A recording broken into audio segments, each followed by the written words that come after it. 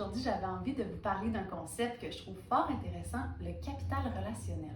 Est-ce que vous avez déjà entendu ce terme-là? En fait, c'est un concept pour décrire l'énergie disponible entre deux personnes. Donc, ça peut être entre des amoureux, des amis, des collègues de travail ou dans la famille.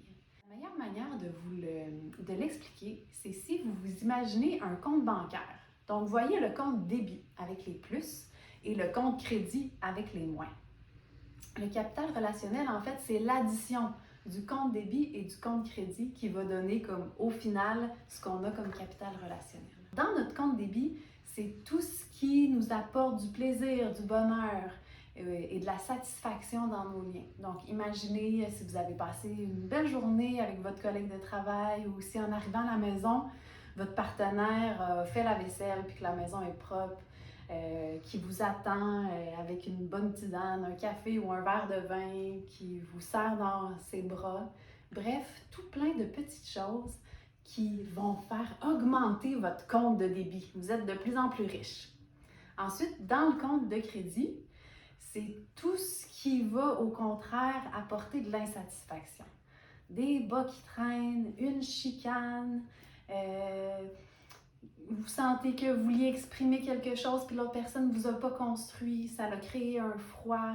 Vous vouliez aller à tel endroit en vacances puis finalement votre partenaire ne voulait pas, puis au lieu de vous asseoir puis de communiquer ensemble pour voir qu'est-ce qui pourrait être comme un juste milieu pour vos vacances, ben vous décidez de ne plus aller en vacances par exemple.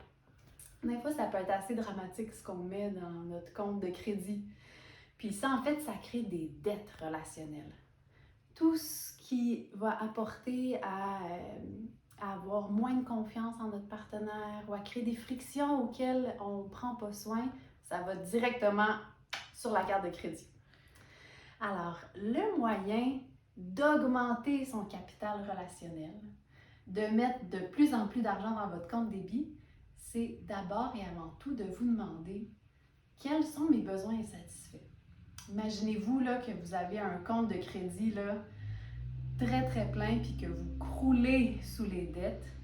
La première chose, c'est toujours de s'arrêter et de voir moi, qu'est-ce que j'ai besoin? Quels sont mes besoins insatisfaits? Parce qu'en fait, c'est ça j'ai oublié de vous dire, mais quand on a un compte débit plein, on a envie naturellement d'être généreux, on est de bonne humeur, on a envie de faire plaisir à soi et aux autres. Mais quand notre compte de crédit est plein, souvent ça va entraîner du stress, de l'impatience, de la tristesse, de la colère. Et toutes ces émotions-là sont des signes que notre corps nous envoie pour nous dire qu'on a des besoins insatisfaits, duquel on a besoin de prendre soin finalement. Et la seule et unique personne responsable de prendre soin de nos besoins, eh bien, c'est nous. Des fois, on aimerait ça, que ce soit nos enfants, notre partenaire, notre mère, nos amis, mais c'est vraiment juste nous qui pouvons vraiment être au courant et remplir nos besoins. Donc, la première chose, on s'arrête. On se demande, quels sont mes besoins? On voit comment on peut y répondre du mieux qu'on peut. Par la suite, on peut aussi demander à notre partenaire, à notre conjoint, à notre ami de nous aider à les remplir. Et une fois qu'on a rempli nos besoins, vous allez voir, le simple fait de faire ça, ça va mettre de l'argent dans le verre, ça va mettre de l'argent dans le compte de débit, ça va tout doucement construire un capital relationnel de plus en plus riche. Alors, je vous souhaite une bonne journée. Je vous invite aussi à me suivre sur ma page Facebook ainsi que de vous abonner à mon compte YouTube pour d'autres petites capsules comme ça avec des trucs simples et sympathiques pour améliorer notre vie au quotidien.